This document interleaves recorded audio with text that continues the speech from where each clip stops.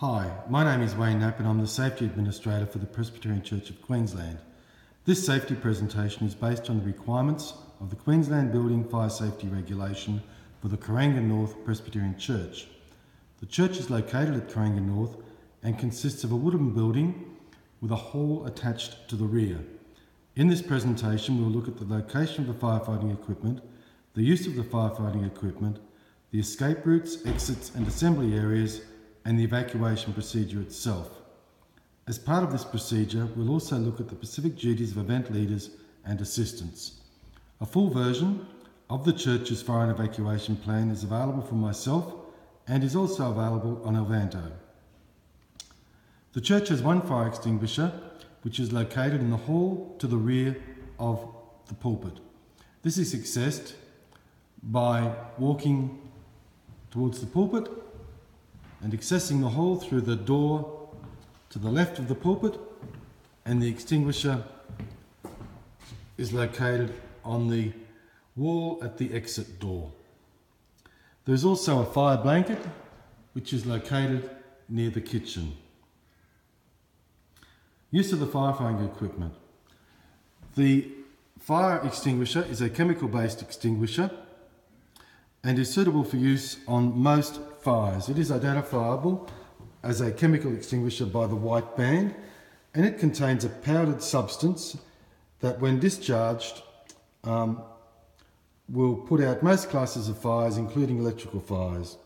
To operate the extinguisher, as with most types of extinguishers, you need to remove it from the wall and pull the pin, which is this pin here, aim the nozzle, which is here, and squeeze the triggers, which are these two handles here, and aim it at the base of the fire.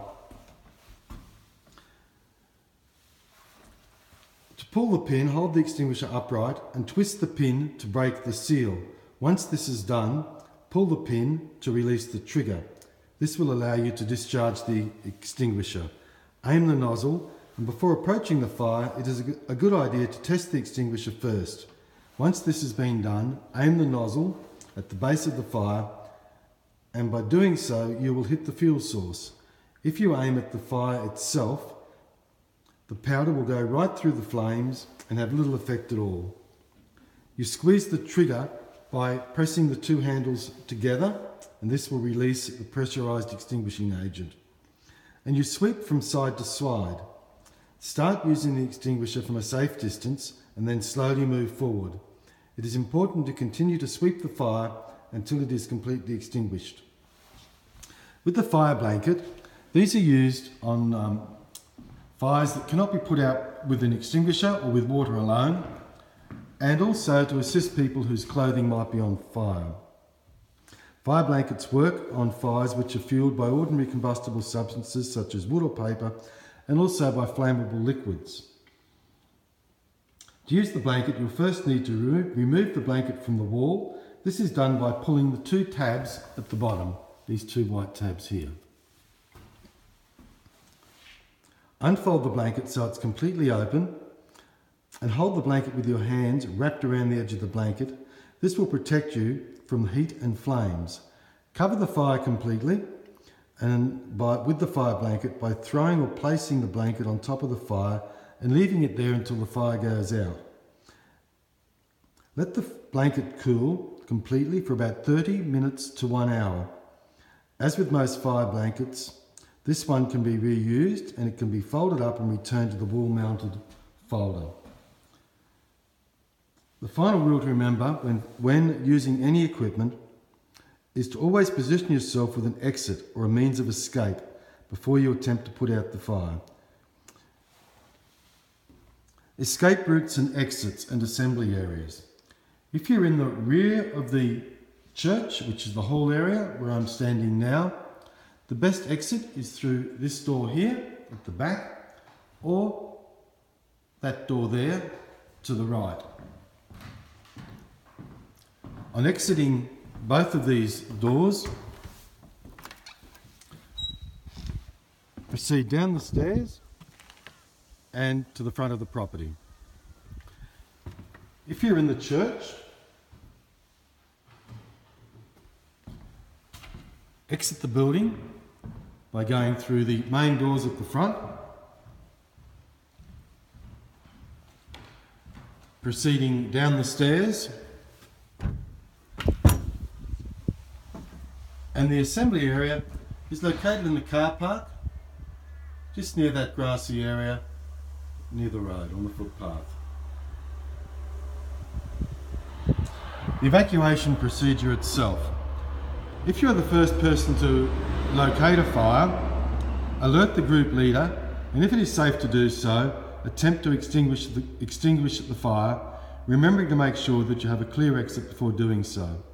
Meanwhile, other members of the group should prepare to evacuate.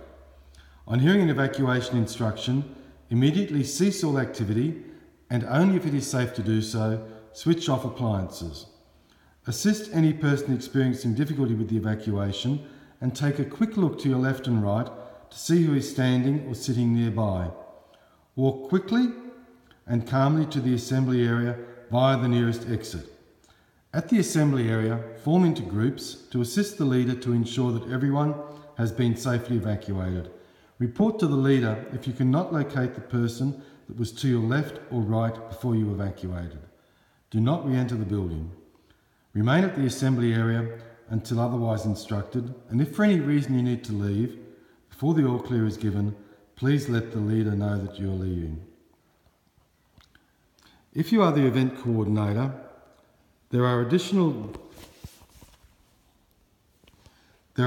duties that you need to fulfill. You need to firstly investigate the fire situation, and if there is any doubt whether there is a fire, call the fire service.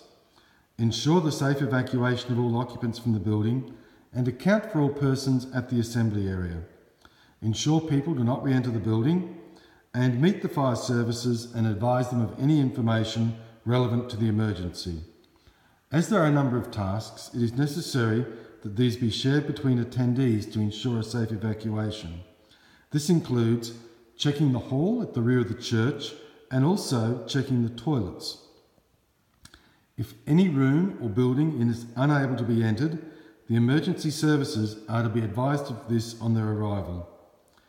It is recommended that the evacuation coordinator or person leading an activity allocate these tasks at the beginning of the event. In the case of Cooranga North Church, these tasks have been allocated to select people, namely committee members, elders, and the worship leader. That concludes the Cooranga North Church fire and evacuation instruction.